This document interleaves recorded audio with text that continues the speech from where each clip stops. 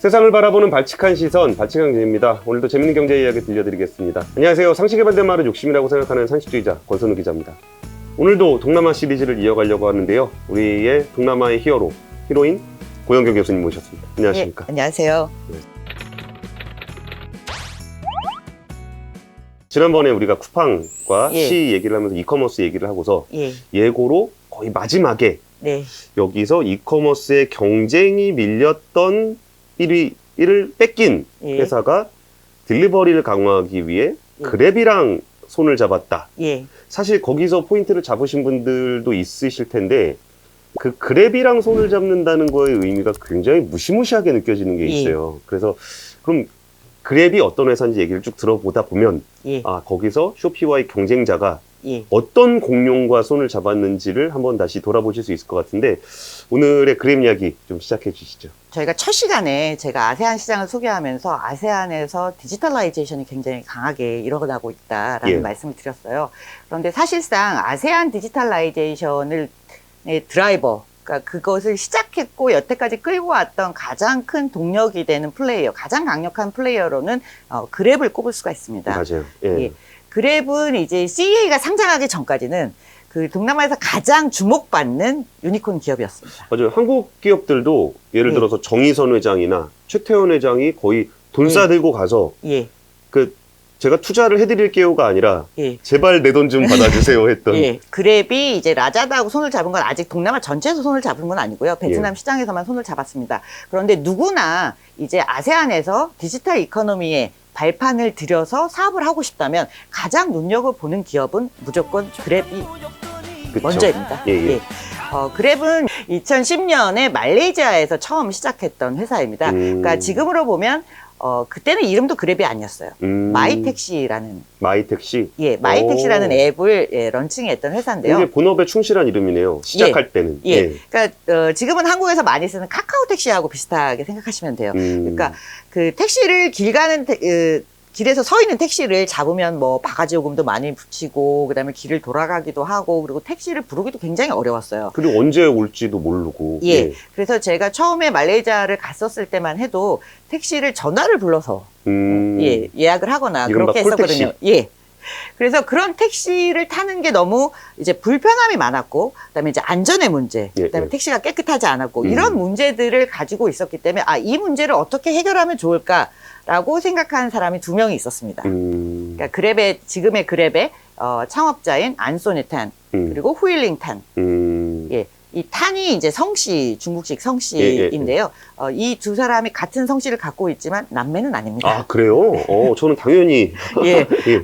이 두 사람은 이제 하버드 비즈니스 스쿨 동기예요. 그래서 하버드 비즈니스 스쿨에서 당시에 이제 그 스타트업 아이디어 경진대회 같은 거를 열었던 거예요. 예, 그래서 예. 이 사람들이 이제 이런 아이디어를 내서 2등상인가를 탔어요. 그래서 그때 받은 상금을 가지고 이제 2명이 다 말레이시아 사람이었기 때문에 고향에 가서 우리가 이 사업을 한번 시작해보자 라고 처음에 그렇게 시작을 해서 만든 것이 마이택시라는 앱이었습니다. 예, 예.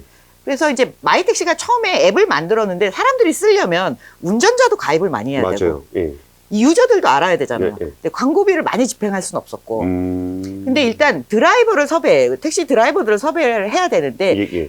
택시 드라이버들이 그때만 해도 이제 스마트폰을 이용하는 게 익숙치 않았던 거예요. 아, 그러네. 그러다 보니까 이제 택시 기사들이 많이 모이는 택시 회사에 찾아가서 예, 예. 이렇게 하면 택시 콜을 받을 수 있다. 하루 예, 예. 종일 어디선가 기다리지 않아도 된다, 손님을. 그렇게 설득하기도 하고, 그 다음에 이제 가스 충전소, 예, 예. 이런 데다 키오스크를 만들어서 하나하나 가르쳤던 거예요. 이메일 주소도 만들어드려야 계정을 생성할 수 있을 거 아닙니까? 근데 그러네요. 그 당시에는 이메일 주소가 같지 않은 택시 드라이버들도 굉장히 많았던 거예요. 와, 제가 아는 분이 카카오택시 처음 시작할 때 같이 하셨었거든요. 그때 진짜 택시 회사들 찾아다니면서 이거 좀 해달라 그러는 게 되게 힘들었다 예. 그러는데 거기는 그냥 찾아가서 힘든 정도가 아니고 이메일부터 새로 만들어야 되는 예. 정말 벌판에서 시작한 예. 거네요. 예. 그래서 처음에 약간 고생을 했었어요. 그런데 이제 이 안소니 탄이라는 사람이 우리나라로 치면 굉장히 거대 그룹의 자제분이세요. 아, 이미. 예. 그런데 이제 자기 할아버지가 말레이시아에서 사업을 시작할 때 택시를 하셨던 거예요. 그래서 이제 자기가 굉장히 낮은 자세로 이 두 명의 창업자와 그다음에 같이 일하는 팀들이 이제 택시 기사분들을 찾아다니면서 그렇게 해서 그 가입자를 늘려가고 그다음에 이제 한번 써본 사람들이 굉장히 편리함을 느낀 거죠. 그렇죠. 예, 전화로 해도 안 오고 뭐 나가서 잡기도 어렵고 그리고 밤에 택시 탈 때 무섭기도 하고 했는데 그런 부분들이 많이 해소가 된 거예요. 그래서 이 마이택시가 이제 점점 커지면서 이름을 바꾸게 됩니다. 이제는 택시만 하지 말고 이제 그 일반 차량도 그러니까 우버 같은 서비스를 만들게 되는 거예요. 그러니까 택시, 처음에는 카카오 택시였다가 이제 우버 같은 택시가 되는 거죠. 일반인들도 예. 할 수 있는 카일링 서비스란다는 예. 거죠. 이게 예. 우리나라에서는 물론 택시와의 갈등 때문에 안 되긴 했지만 미국의 우버 같이 일반 예. 차량을 잡을 수 있는 그런 시장으로 넓히게 됐다는 거죠. 예.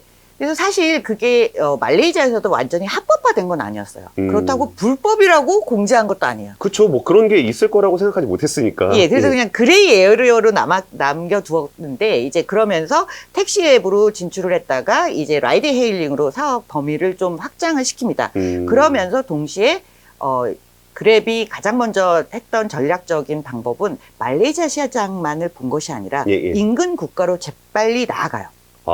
그게 진짜 그 말레이시아 시장을 다 장악하기도 전에 오히려 해외 확장을 먼저 했다는 거죠. 예. 그래서 사실상 이제 뭐 모여서 아이디어를 내고 이 사업을 시작해보자고 한 거는 이제 2010년, 11년 뭐 이렇게 시작을 했지만 실제로 마이택시라는 애플리케이션이 나온 건 2012년이었고요. 2013년에 바로 해외로 진출을 합니다. 해외로 진출하기 시작해요. 진짜 공격적이네요. 그러면서 이제 마이택시에서 그랩택시로 바꾸고 그랩택시에서 그랩카로 바뀌는 게 2015년입니다. 근데 그 사이에 매년 해외 진출을 하는 거예요.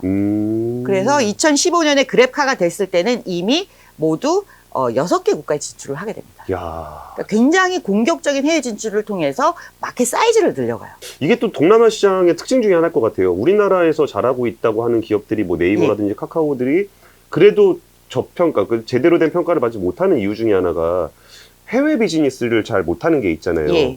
근데 동남아 국가는 아무래도 그 지역으로 진출하는 부분, 물론 그 CEO들이 굉장히 공격적이고 적극적인 분들도 맞지만 그런 산업 환경이 좀 있나 봐요. 이게 좀 잘 되면은 옆에 나라로 진출하고 그런. 기본적으로 아세안 어느 지역에서든지 스타트업이 시작을 하면 굉장히 빠르게 해외 진출을 하려는 모습들을 많이 보입니다. 이게 이제 하나의 경제 블록으로 인식하는 그런 이유들도 있지만 굉장히 비슷한 문제점들을 갖고 있기 때문이에요. 예를 들면 택시를 타는 게 어려운 것은 말레이시아만 그런 건 아닌 거예요.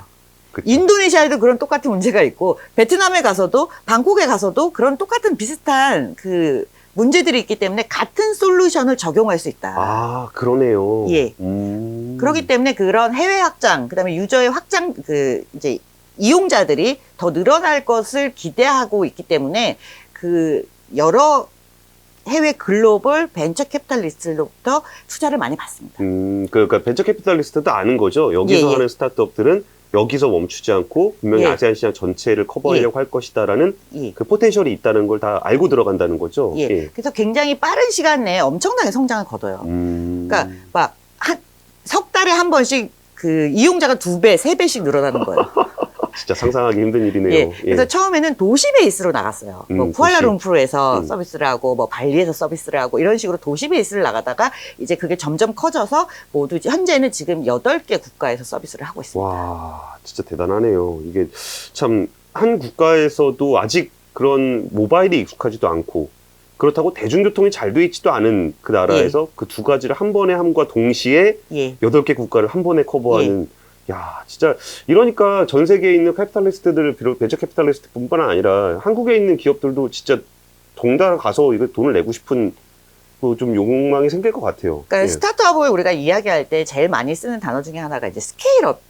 스케일업. 스케일업이라는 말을 많이 쓰는데요. 그 스케일업의 진수를 보여주는 스타트업 중에 하나가 그랩이었다고 저는 보고 있습니다.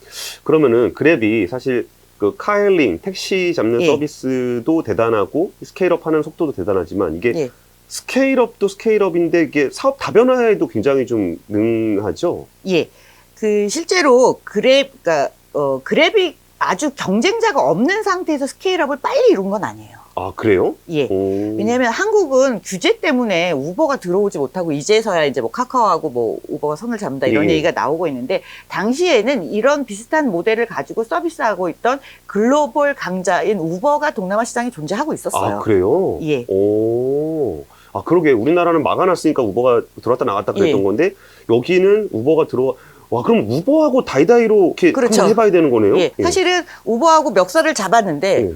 결국은 그랩이 이긴 셈이 된 거죠. 오. 왜냐하면 우버가 결국은 2018년에 전부 동남아에서의 사업을 다 접고 나갑니다. 와, 백기투항이네요. 근데 사실상 백기투항처럼 보였어요. 예, 예. 그런데 우버가 상장할 때 이제 드러났죠. 우버의 가장 큰 또 많은 지분을 투자했던 대주주가 누군지 아시죠? 우리 정영, 예. 우리 손영. 예. 마사요시 손님. 예. 손정영 예. 회장. 예. 예. 소프트뱅크가 우버에 굉장히 많이 투자를 했는데요. 예. 사실상 그랩의 대주주도 소프트뱅크입니다. 아, 그쵸. 예. 예, 아시는 분들은 아시고, 모르시는 예. 분은 깜짝 놀라요. 예. 저 사람은 도대체 어디까지 예. 투자를 해놓은 것인가. 예. 예. 그래서 사실 이 그랩과 우버가 굉장히 피 흘리는 전쟁을 했어요. 예. 그러니까 서로 마케팅 비용을 많이 써야 되고, 그다음에 그 이용자들한테 프로모션을 많이 해주다 보니까 이거는 완전 캐시 버닝 싸움이 된 거예요. 그쵸. 예. 예. 그러면서 이제 우버가 이제 동남아 사업을 접고 나가기로 하면서 예. 그때 걸었던 조건이 그랩이 언제까지 상장을 해야 된다. 그리고 상장하지 않으면 얼마를 이제 내기로 그런 그 영업권 인수에 대해서 조항을 걸었습니다. 여기서 제가 잠깐 고교수님이 설명을 해주셔도 되는데 잠깐 설명을 드리면은 이 카일링 업체들끼리 경쟁이 붙으면 무슨 일을 하냐면은 소비자한테는 돈을 적게 받습니다. 네. 그리고 운전자에게는 돈을 많이 줘요. 네. 그래서 그 중간의 차액을 그 하일링 업체가 다 냅니다. 네. 그러면 내가 여기 100원, 100원 더 줄게. 그럼 100원, 100원 받고 200원, 200원 추가. 뭐 이 일을 하게 되면은 거의 조 단위의 돈이 들어가요. 네. 그리고 고객들은 그냥 여기가 더 쌀 땐 요거 쓰다가 저희가 더 싸면 저거 쓰다가 그러면 이게 내가 이겼어. 내가 손님 뺏어왔어. 오케이. 그럼 내가 이겼어. 끝나는 게 아니라 야 저기가 더 싸 된다. 그리고 움직이기 때문에 한번 제대로 붙으면은 돈이 엄청나게 나가죠. 예. 굉장히 순식간에 프로모션을 만약에 우버에서 하면 갑자기 이용자들 우버로 확 몰려요. 그쵸. 예, 그리고 조금만 프로모션 뭘 좀 리워드를 주겠다고 하면 또 그랩이 주겠다고 하면 그랩으로 확 몰려요. 예, 이런 게임을 8개 국가에서 다 한 건 아니지만 대체로 한 5개, 6개 국가에서 그런 일을 계속 하다 보면 엄청나게 돈이 나가는 거예요. 그래서 스케일업은 하고 있는데 적자폭도 그만큼 커졌을 거예요. 예. 그런데 이제 그렇게 사업을 확장하는 와중에 아까 말씀하신 대로 서비스의 다각화를 하게 됩니다. 우리가 CE에서 제가 CEA 이야기할 때도 다른 나라에서는 뭐 디지털 페이먼트는 페이먼트, 그다음에 뭐 메신저면 메신저, 이커머스면 이커머스 이렇게 각각의 영역에서 굉장한 강자들이 존재를 하고 있어요, 이미. 예. 근데 사실상 동남아에서는 그런 강자들이 마구 자리 잡기 전입니다. 그랩이 성장하던 시점에. 예. 그래서 그랩이 가장 먼저 들고 들어온 게 뭐냐면 그랩페이를 들고 들어와요. 네. 지급결제 시스템. 예.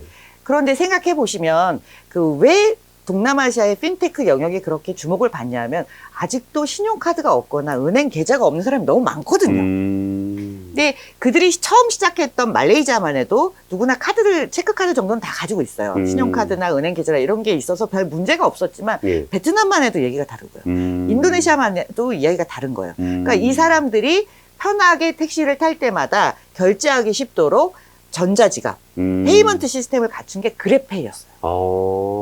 그러니까 오히려 우리나라하고는 좀 다르네요. 우리나라는 워낙 신용카드 시스템이 잘 돼 있으니까 카카오 입장에서도 신용카드 결제 것만 이렇게 올려놓으면 되는 거였는데 그랩에서는 그런 페이먼트 시스템이 없으니까 사람들한테 그런 서비스를 제공하기 위해서 직접 그걸 만들었다는 거죠. 그래서 사실 이 페이먼트 이야기는 처음에 우버와 그랩이 공시에 이제 경쟁하고 있었을 시점에 우버는 신용카드밖에 받지 않았어요. 그러니까 우버를 사용해 보신 분들은 알 거예요. 그 신용카드를 무조건 등록하게 돼 있고 신용카드 그 카드로만 결제가 자동적으로 되게 돼 있어요. 그런데 사람들은 아직까지 내가 이 서비스를 뭘 보고 신용카드를 등록해 라는 이유가 하나 있었고요. 내 카드를 어떻게 믿고 맡기냐 이렇게. 그 다음에는 신용카드가 없는 거예요. 등록할. 그래서 우버가 처음엔 현금을 안 받았어요. 그리고 그랩은 현금도 받았습니다. 그러다가 나중에 우버도 현금을 받게 돼요.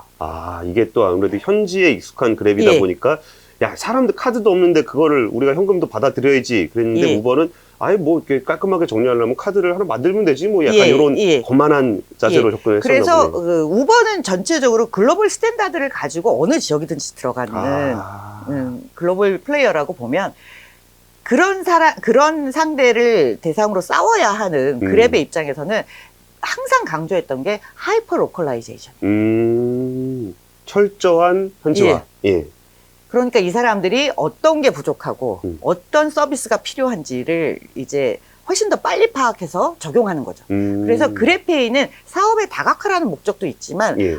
이 사람들이 이런 게 되게 필요했구나라는 걸 먼저 알아챈 거예요. 그래서 이 원래 시스템과 그래페이를 도입하면서 그랩이 본격적으로 더 많은 유저들을 가지게 됩니다. 왜냐하면 전에는 차를 부르는 것만 사람들이 사용했다라면 이제 그래페이를 가지고 다른 것도 결제할 수가 있게 되는 거예요. 위챗페이 이런 것처럼. 그러니까 차에서 결제할 때만 그걸 쓰는 게 아니라 다른 데 가서 물건 살 때도 그냥 그거 쓴다는 거죠? 그런 식으로 이제 그래페이가 점점 확장이 돼서 지금은 동남아에서 가장 많이 쓰는 디지털 페이먼트가 그래페이입니다. 생각해 보시면 제가 말씀드렸잖아요. 8개 국가의 서비스를 하고 있다.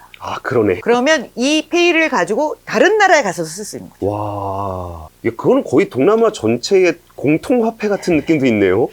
그래서 사실상 그랩의 메인 비즈니스 시작은 라이드 힐링에서 했지만 그랩을 키운 건 그랩페이가 더 많은 기여를 했어요. 와, 여기서 되게 중요한 포인트인 것 같아요. 우리가 그랩이라 그러면은 그냥 동남아의 카일링 업체로 많이 알고 있는데 실질적으로 그랩이 어떤 포트폴리오 비즈니스 비중을 이렇게 보게 되면은 사실은 페이먼트도 엄청나게 큰 비중을 차지하고 있다. 그래서 시작은 또 페이먼트에서 했지만 가만히 생각해 보시면 신용카드를 등록하지 않았기 때문에 전자지갑에 계속해서 현금을 어느 정도 넣어놔야 쓸 거 아닙니까?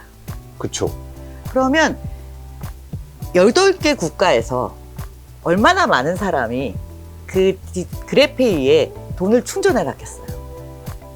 갑자기 느낌이 이게 이제는 단순히 페이먼트, 결제 시스템의 문제가 아니고요. 이게 하나의 파이낸셜 섹터가 된 거예요.